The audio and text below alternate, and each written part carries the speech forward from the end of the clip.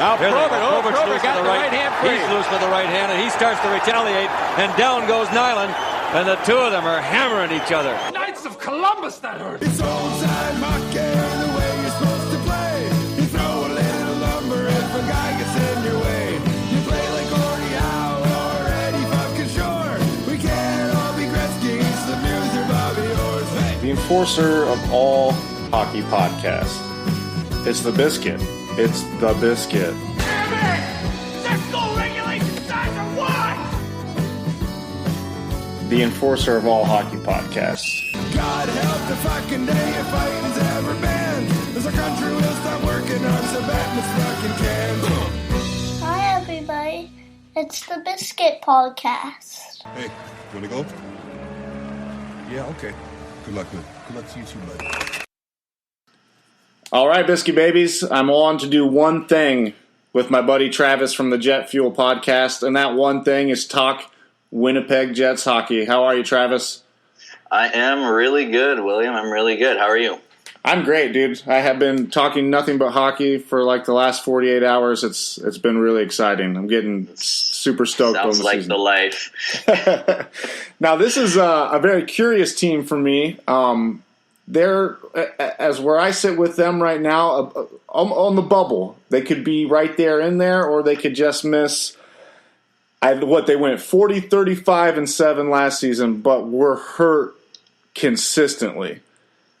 They play in the Central. I had a gentleman on last night talking about the Blackhawks. He's not sold they're going to be, the Blackhawks. So they could get in a third place position ultimately. What do you think, looking forward from last season going into this season, how it ended with them and, some of the moves they've made so far? Well, a curious is a really good way to put it. That this entire city has been just ready for them to break out. We've been told that was the second year that it was about time for them to start showing what they were made of and make the playoffs like they did 3 years ago. We got a taste, and we just couldn't get enough, but they haven't been able to get back there since. As far as the end of the season, they ended the season on a 7-game win streak. So that 40, 35, and 7 is a little bit inflated in garbage time. They thrive in garbage time. It's so disappointing because, we were out of the playoff race a month before the end of the actual season. So those 7 wins at the end, they didn't quite feel like they were deserved at all, or they just kind of felt like they got us farther away from the sweepstakes of the number 1 overall pick. So some people in Winnipeg super pumped about the 7 wins. This sets us up for next season. A lot of people, including myself, is kind of like, well, if you're going to be out of the playoffs, you might as well not win so many. But this had the exact same thing happen to them the season before. They ended the season before last on a 6-game win streak, and everyone said, oh, it's going to carry over into the next season. And if you can't tell, some of us fans in Winnipeg are getting a little bit jaded about the whole, being set up at the end of the season, because it is exciting to get on those streaks. Now, you got some exciting players, too. Patrick Laine is one of the more exciting players in the league. Yes, we do.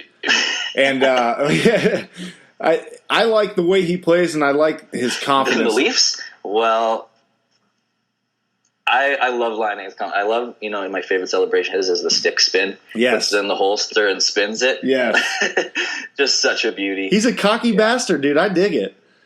Yeah, he knows how good he is. Yeah. And he's not afraid to tell you about it, which is refreshing in a hockey player. Yeah, that was, from the draft day when he was like, well, yeah, I expect to be first pick on Patrick Laine. I was like, oh, dude, I like this dude. This is it's rare in hockey to have somebody outspoken like that.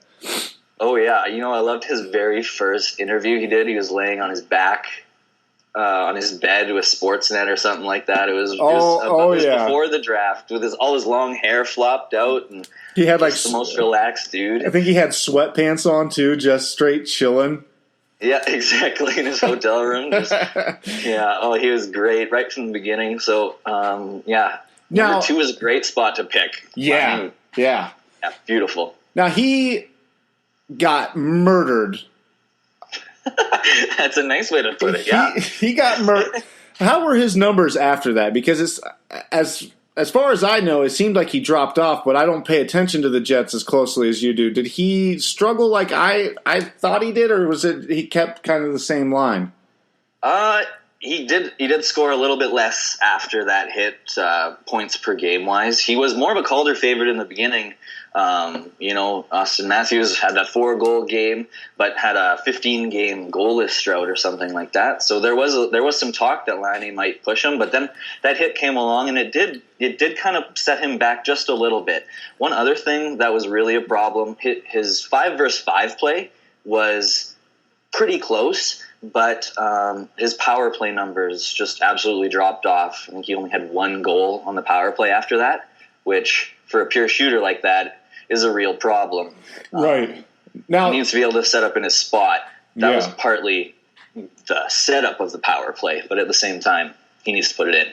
Now, it could be attributed to, the league getting a good look at him, too, as the season goes on and being like, okay, well, we have to stop this kid. No doubt. No doubt they adjusted to him. Right. But, there's some aspects of this game that you cannot stop. There's one particular goal right off the face-off. It comes to him. So it's in the left face-off dot in the offensive zone, and he's on the inside hash mark. And the puck comes bouncing to him right off the face-off. He corrals it, turns his hips, and fires it top corner in less time than anyone can react to it. You can't defend against that. It's unbelievable. Yeah, he's remarkable to watch. As far as, off-season moves, they really kept a lot of the team around. Like you said, people in Winnipeg are expecting this team right now to, push them forward, so they don't bring in much. You needed, I thought, a goalie. You got Steve Mason instead. He hasn't been good since he won the Calder Cup. I don't care what anybody says. It gets worse every season. He's going to be sitting behind Connor before the fucking All-Star break. I hope you're right. I honestly hope you're right, and I don't doubt that happening at all. The thing is, we've had Pavlik for 5 years. Oh, sorry. And anybody not named Pavlik sounds pretty good at this time. Right. He's been pretty bad. He's been pretty bad for us. He's let in some pretty bad goals. The 8 games he played this year, small sample size, but he was an .888 save percentage. He averaged 4 goals against per game. So might as well not even 4 play of those games. It just wasn't great. But you're totally right. Mason is a better goaltender than Pavlik and better than Hellebuck showed last year. Right. Hellebuck has unbelievable potential. I think he succeeded at every single level. So I hope that they'll start off with Mason, but as the season goes on, Hellebuck needs to steal that job from him. Exactly. That was going to be my next question. Have they named a number 1? Are they going to go with Steve, or they haven't really said yet? Let's see how the camp goes. Well, they're going to say that they wait and see how the camp goes, but I don't know if Mason would have signed here without some kind of guarantee. Right. And the media around here, which is True North, they just propagate anything that they want. Say that Mason will be the starter. So it sounds like they're getting that prepped for everybody. Now, I don't hate that for him to start the season as a starter. I hope that Hellebuck doesn't take it hard. Maybe he kind of gets more comfortable as a backup and gets his confidence back, and then becomes that goalie again that has, like you said, succeeded at all levels that he's played in. Of course, for us down here, we're fans of him because he's an American. So I hope to see him do well. Yeah, outwards to the media, and whenever he does an interview, he's a great interview. He tells it like it is, or at least it seems like he does. And he has never ever shown any kind of confidence problem. If anything, he's been way too cocky for his play. Like, I get it. His record in the past is great, but he went on a dive in December. He got pulled 2 games in a row, or 3 out of 4. And he said his game had never been better. That's what he said. And, he said it like he was honest about it, but you got to just kind of question that a little bit. Is he a little bit too cocky sometimes? Yeah. Well, shit, I didn't know that, man. But I guess his confidence is fine. He's an interesting interview. Man, I'm going to have to go watch some fucking Hollaback interviews tonight. And you know what? Comrie, who's the Moose goaltender, their AHL affiliate, he's an even better interview. The way he looks at reporters when they ask him what he thinks is a dumb question, it's gold. Dude, I'm so ready for those interviewers to come, like those kind of interviews to happen again in hockey, where it seems like the last 5 or 6 years, it's all been, Sidney Crosby answers where you can write his answer before the fucking question's done. Like, oh, this is what they're going to say. That it's disappointing most of the time. Yeah, it really is. Now, Matthew Perreault on our team. Sorry, Matthew Perreault is also a beautiful interview. He always does it in French because he's from Quebec, but whenever they translate it, it's just in brutal terms. He just says it like it is. It's great. That's awesome. Now, the other thing I thought, and good for him, he didn't have a good season last year, but Kulikov coming over from Buffalo, I think he has potential to help out a lot on this Winnipeg team. With the 5 seasons he had previously in Florida before that, he really did produce quite well, but I mean, nobody was really producing in Buffalo, so I don't blame him much there. What do you think about him? It's hard to say. It really is. That drop off last year was horrendous. It was a big drop off. What do you have? 5 points? Yeah, and in 44 games or something like that. It was ugly. It was pretty ugly. But there's optimism around him that he can bounce back. Tobias Enstrom really hasn't, last year anyway, performed up to his $5.75 million salary tag. He played on the second pair, but just wasn't quite up to snuff. He's a valuable player. He makes good first passes. So if Kulikov can step in and be the left side second pairing with Byfuglien, buddy, and Enstrom can slide down into that third pairing with Myers, that's probably one of the strongest third pairings in the league, and the top of the top 4 of the Jets D should be able to handle it. So a lot rides on where they place Kulikov. Is it above Enstrom or below in the depth chart? And hopefully keeping guys like Ben Sherratt out of the lineup, who are really quite a problem when you're talking about keeping control of the puck. Now, so if Kulikov can produce, I mean, that's a hell of a top 4. Those 2 pairings are. I mean, that's a good defense. Yeah, Morrissey and Trouba is just going to be a monster pairing, if not this year, but the year after that, as long as we can get Trouba signed. How good is Trouba? You back up the truck for that guy. Yeah, how good is Trouba? He is so good. He is so good. He is top 10 defenseman in the NHL right now. I agree. I'm going to say it. And he will be top 5. I agree, man. He is so fucking good. Whatever he wants, Winnipeg better give it to him. Yeah, back it up. I was good. If we were going to sign him long term, give him 8x8 last year. He's going to push up. I think he's going to be 8x9, 8x8.5 or something like that. It's going to be a big cap hit coming in at the same time as we have to sign Laine, who I'm sure will be $9 million. Now, how long's Byfuglien on for? Because he's getting up there. Yeah, Byfuglien's got 4 more years. Holy shit. 7.6. So they signed him to a 5-year deal at the beginning of the last year. Okay. So he's going to be, I think, 36 or 37 at the end of it. So those last 2-3 years is going to be rough, which is why we expect to win now, especially with a cap hit like that. Yeah, you're going to have to win now with that, because that's like the Patrick Marleau deal, man. We've said it, a few people here. His last year on that deal with Toronto is fucking crazy. Oh, that's quite a thing. It's not very good to start, to be honest with you. No. Whoa. I said, I don't really like his points per game. His 5-on-5 play has really been dropping. He has benefited a lot by playing with or behind Thornton. He's valuable. He's valuable. He will bring a lot of experience. He knows how to handle situations and how to deal with players in the room in the playoffs. He can score some goals. He's not out of gas. Dude. I don't know if he's worth his $6 million. No, dude, he is almost too old to be ice skating, let alone playing hockey. Absolutely. I'm worried about him.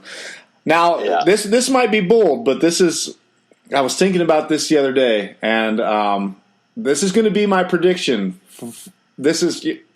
Patrick Laine is going to score the most goals in the NHL this season.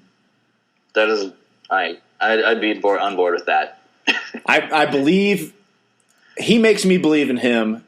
I think he's gonna. He knows the game now. He knows he's got to keep his head up. He can't afford to be murdered again. So he's resurrected. He's back. He's going to score a shit ton of goals this season. I can't see it any other way. He's like, if you look at the guy just without his equipment on, he's scrawny. Like, he's an 18-year-old, or he was. Now he's 19. You know what I mean? Like, he was not developed at all muscularly. So his shot is only going to get better. He's only going to get faster and be able to make more room. You know, one thing that someday, I don't know if it'll happen next year, but I would love to see, and sooner rather than later, is that Patrick Laine goes to the left-hand side. He's a right-handed shot, so moving to the NHL, he played on the right wing just so that he could take his passes easier and get more comfortable. But if he would be able to move over to the left-hand side, he would be able to play with Blake Wheeler. And you could put pretty much anybody in between them. You could put me in between them, right? And we'd still score, an insane amount of points. Now that would be one of the more dangerous lines in the game. Yeah, Blake Wheeler is unbelievable. He's a top 10 winger as far as I'm concerned. He drives the play. You should see some shot maps on Hockey Viz that I love to check out by Ineffective Math on Twitter that just show his shot maps. When he's on the ice, there's an insane amount of shots coming from the middle of the ice for his team, and it's completely blue, or there's almost none against him. He's just an unbelievable two-way player that's so underrated. 74 points last year, played all 82 games. Yeah, if you could put him with Laine, they'd score so many goals. Ooh, that'd be fun, man. All right, buddy. What's going to happen? 40, 35, and 7 last season. You say they're going to beat that mark this year. So that means they're going to finish in the top 3 in the Central, right? I'd like to believe that, but looking at the other teams, unless something happens in terms of their systems, maybe they improve as a team and grow into the system, or something changes, but the team defense has been bad for the last 2 years. So either they need to grow up, if you will, and play better defense, or something needs to change in the systems. So if they can roll with their systems, they have the skill on the front and the back end to make the playoffs, no doubt. If they don't get in line and kind of do what they're told to do, then I don't think that they'll make the playoffs. I think Nashville, Chicago, Dallas, exactly, who is now officially terrifying. Yeah, Dallas is fucking scary. They could be. I mean, they could just be straight barn burners. Oh, heck yes, and they've got a goaltender who can bail them out, at least for now. Yeah. At least for now. I have faith in them for the first couple of years. Yeah. So, I'm actually a proponent of coaching change over here. So if they start failing early and they change the coach, I think they could turn it around.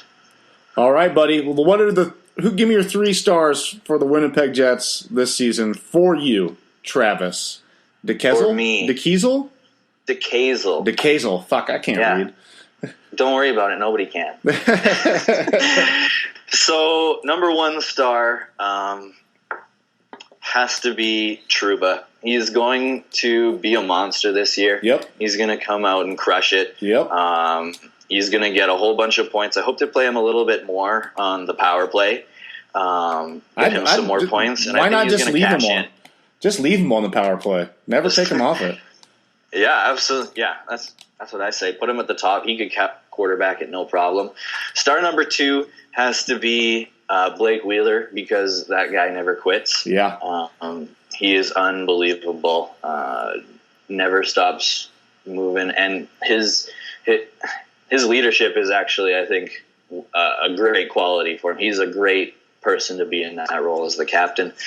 And number 3, which I feel kind of bad putting Scheifele at number 3 because of his contract, which is just beautiful.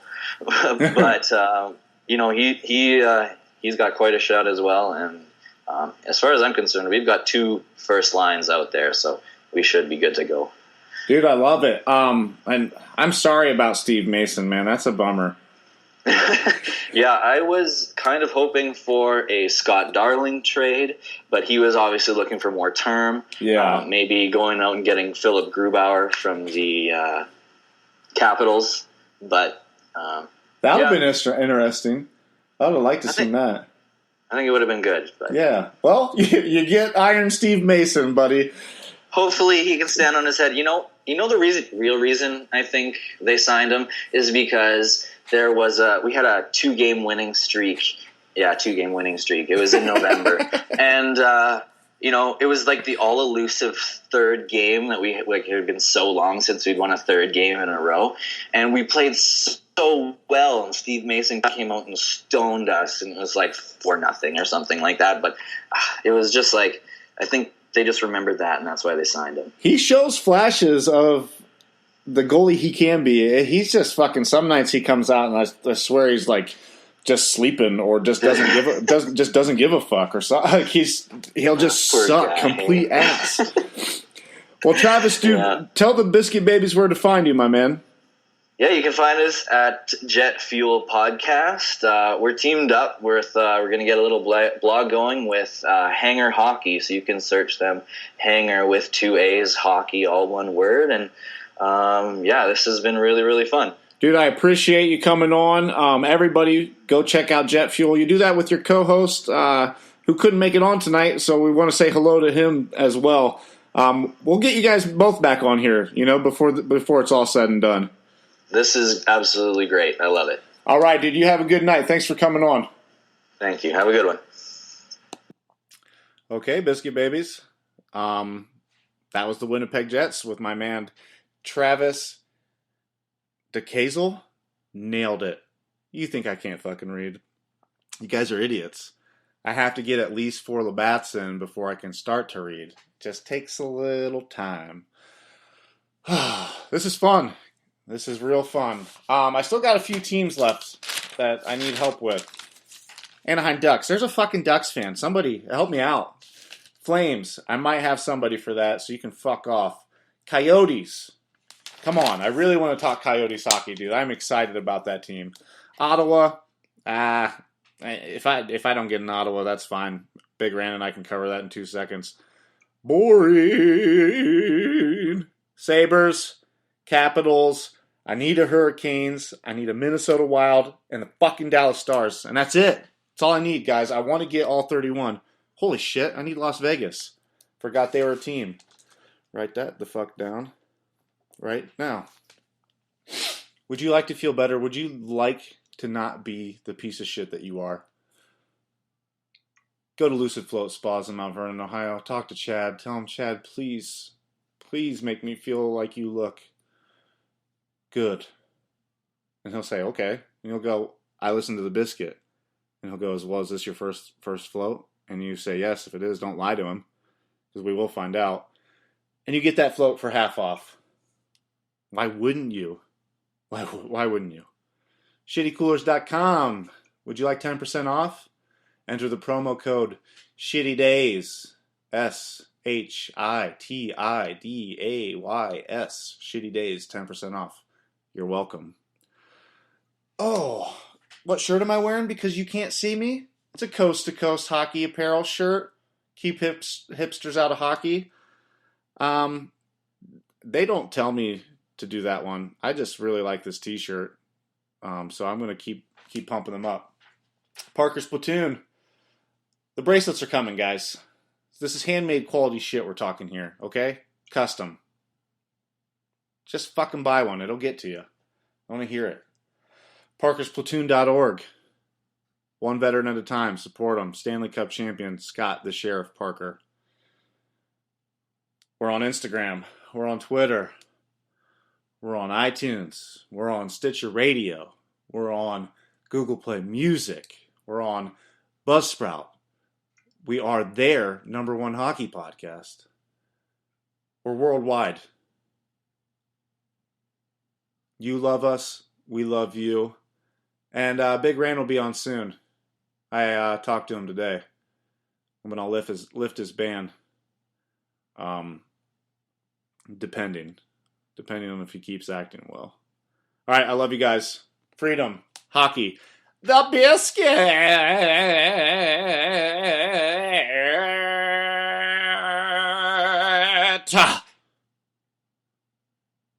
The biscuit.